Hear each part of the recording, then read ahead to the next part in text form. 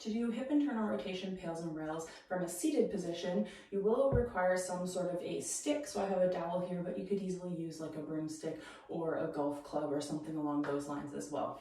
So from a seated position, I like to shift myself over to the side of the seat so I can get one leg completely out of the way.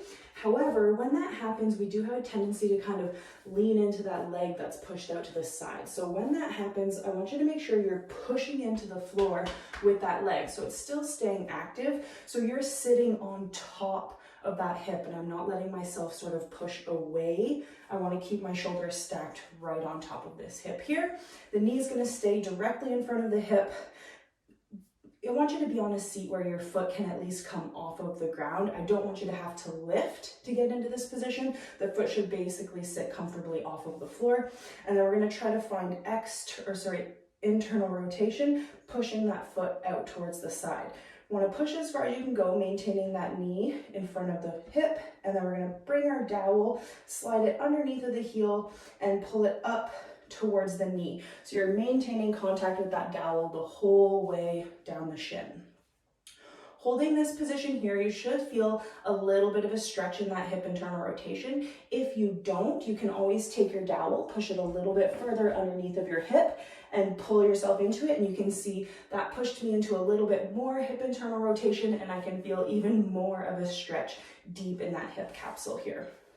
Keeping the pull exactly where it is. We want to maintain our stretch here for about a minute or so, depending on what you've been prescribed. And we're going to maintain contact with the knee.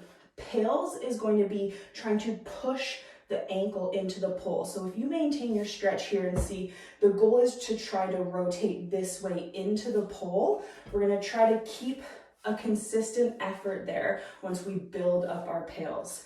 From there, maintaining contact once again, the rails effort is going to be trying to lift that foot off of the pole.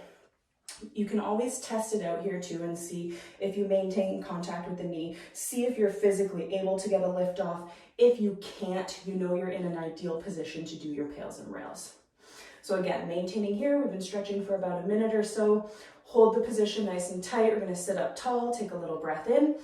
Maintain contact with the knee, start to build the pails effort, pushing the ankle into the pole.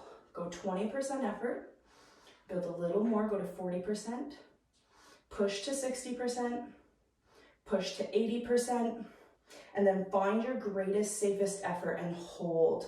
Trying to maintain as consistent of a push as possible. Remember, we're really trying to rotate. You're trying to make that hip capsule work pretty hard here. Continue pushing for 5, 4, 3, 2, and rails. Now try to lift, maintain contact with the knee, don't let it go. Pull that foot away from the pole as best you can. Imagine there's a scale between your foot and the pole and you're trying to make it read 0. Continue trying to lift for 5, 4, 3, 2, and relax. Repeat as many times as you have prescribed.